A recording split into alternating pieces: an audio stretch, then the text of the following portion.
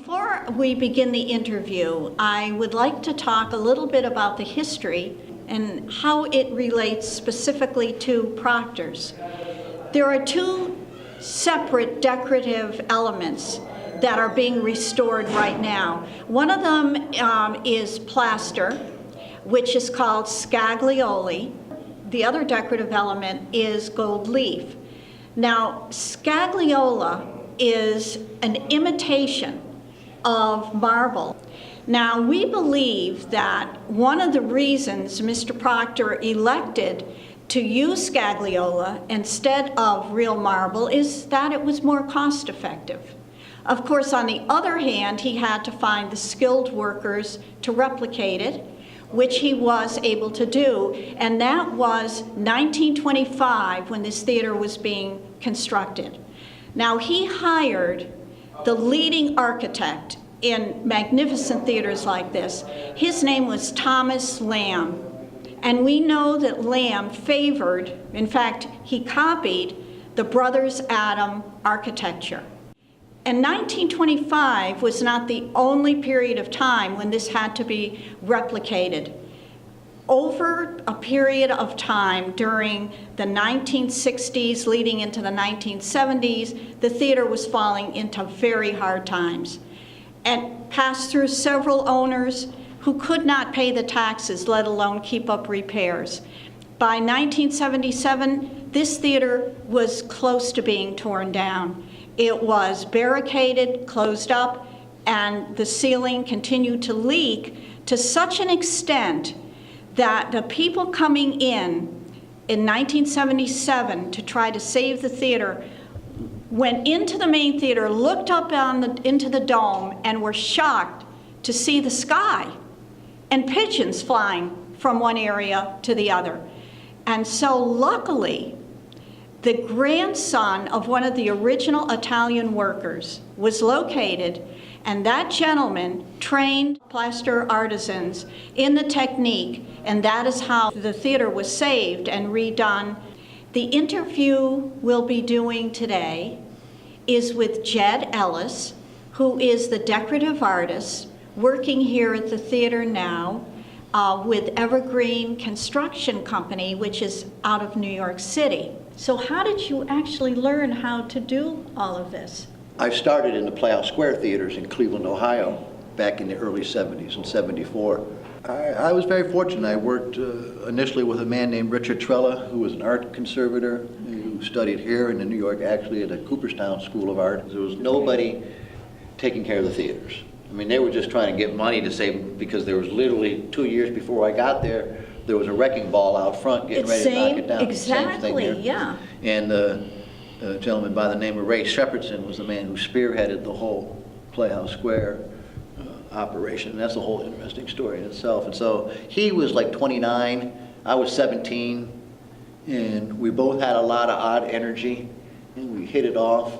And the first 2 weeks, he just kept saying, well, you know, we don't have any money, I can't hire you. You know, I can't hire you. There's no, I said, it's fine. I said, but you can't get rid of me. He said, I can't pay you.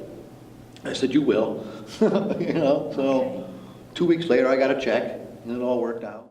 I've been involved in these historic buildings since 1974, 75. The main thing in restoring it is the honing process of repolishing it. We had to strip off all the old varnish and old residue and coke stains that were on it. The problem with this scagliola is the sense that this scagliola, if you can imagine wood, you have a wood panel and then you're familiar with wood veneer. The scagliola here is very much like a veneer. It's a veneer plaster. It's a very thin, about 1/8 of an inch layer of plaster that the pigment was embedded in. Right. And then honed with pads and then polished. The more traditional polish that they used back in the 20s, in the times that you were speaking of, what was called a French polish. Yeah, French polish. Which was done through a series of lacquers. Mm-hmm. And that is very, not only time consuming, it's also very hard to maintain. Mm-hmm. That's actually the tricky part, is understanding how the pigment's going to react because the plaster, when the pigment is embedded in with the plaster, it always changes the colors of the pigment and how they chemically react with the plaster.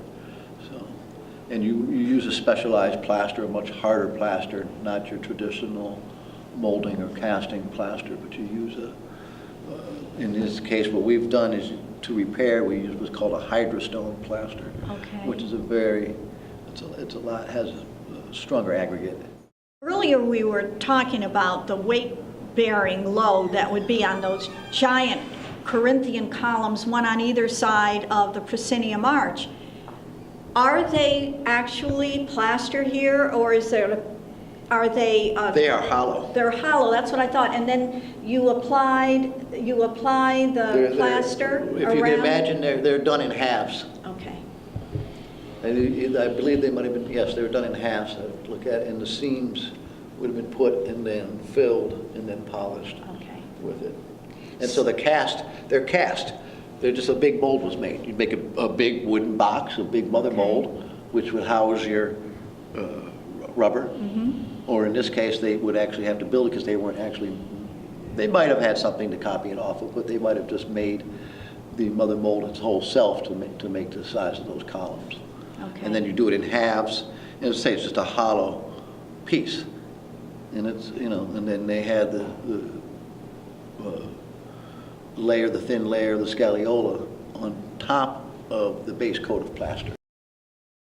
Your time frame, when do you think, working in between all of the shows that are lined up, how long do you think it will take to complete your work here?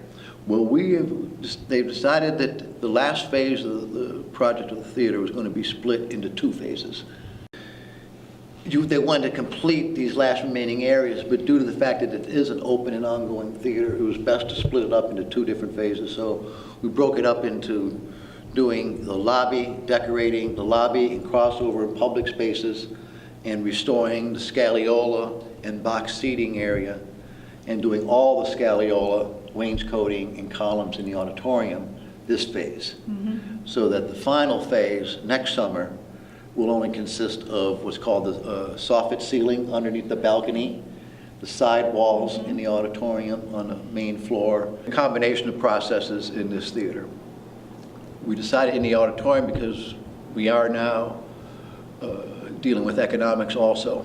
And so economically, we figured we'd do all the metallic leaf in the auditorium area.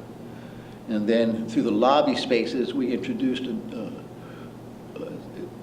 new, we don't introduce this paint, we're utilizing a metallic paint, which is actually a mica paint. It's an acrylic-borne paint that won't tarnish, won't oxidize, and will last for a long time. Done properly, it looks very similar to the metallic leaf at a lot less cost, Right. and a lot less maintenance problems. So there's a lot of benefits to it.